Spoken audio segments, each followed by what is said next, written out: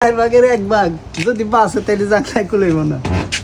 এমন জালে আসছে বন্ধুরা, আল্লাহর রহমতে প্রায় 150 থেকে 200 জালি চলে আসছে গাছে।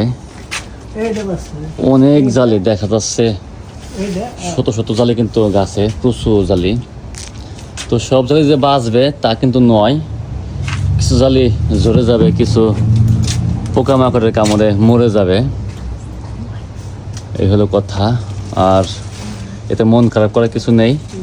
আমি কিন্তু পোকামাকড় মারার জন্য কোনো কীটনাশক বা বিষ কিছু ইউজ করি না। গাছের যত্ন করলে আল্লাহর রহমতে জালি প্রচুর পাওয়া যায়, এবং জালি যখন বেশি ধরবে, বেশি আসবে, তখন তো কিছু মরবেই। কিছু মরলে তাতে সমস্যা হবে না। প্রচুর জালি আছে গাছে, আসলে অনেক জালি, এগুলো দেখিয়ে শেষ করতে পারবো না। সব দেখাতে গেলে আমার ঘন্টা লেগে যাবে, কারণ সব জায়গায় আমার জালি চলে আসছে অনেক। এতগুলো দেখানো সম্ভব না, যতটুকু সম্ভব হালকা কিছু দেখা দিয়েছি। আমি খুব দ্রুততার সঙ্গে দেখানোর চেষ্টা করতেছি।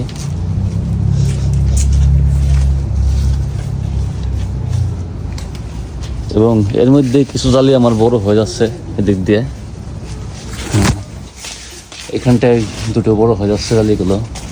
আর জালি আমার গাছ বুঝায়, এই কারণে বন্ধুরা সবাই চেষ্টা করবেন গাছের আগে যত্ন করতে। গাছ ঠিক থাকলে আপনার লাউ প্রচুর আসবে, জালি থাকলে জালি বাঁচবে, মরবে, এটা স্বাভাবিক ঘটনা, এতে দুঃখিত হওয়ার কিছু নেই।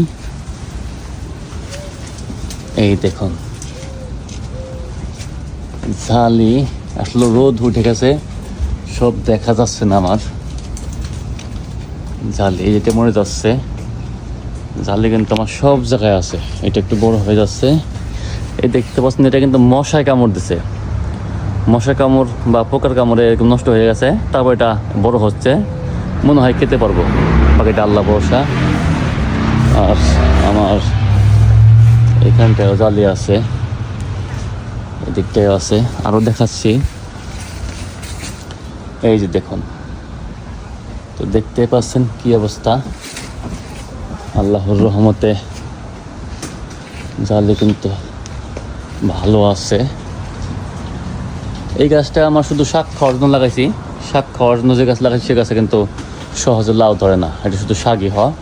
তারপরে এই গাছও আমার জালি চলে আসছে আল্লাহর রহমতে। আমার এখানটাও জালি আছে, দেখতে পাচ্ছেন সব জায়গায় জালি, আরও অনেক জালি আছে। যাদের গাছের ছোট জালিগুলো মরে যাচ্ছে, ঝরে যাচ্ছে, বা পোকামাকা করে নষ্ট করে ফেলছে, তাদের জন্য পরামর্শ থাকবে হলো প্রতিদিন সকাল বিকেল পানি দেবেন। শুধু গাছের গোড়ায় পানি দেবেন না, পানিগুলো গাছের উপর দিয়েও ছিটিয়ে দিবেন, পাইপ দিয়ে বা যে কোনোভাবে। এতে অনেকগুলো পোকা দূরে সরে যা, খুব একটা আক্রমণ করে না। আর তাছাড়া করবেন হলো ভাতের মার, এগুলো গাছের গোড়ায় প্রতিদিন দেওয়ার চেষ্টা করবেন। চাউল ধোয়ার পানি সেগুলো দিবেন নিয়মিত। তাছাড়া করতে পারেন বিভিন্ন ফলের খোসা, যেমন কলা, আভোকাডোর খোসা, ডিমের খোসা, আম, এগুলো ভিজিয়ে রাখবেন। এই পানিগুলো গাছের গোড়ায় দিবেন, আশা করি ভালো ফলন পাবেন ইনশাল্লাহ।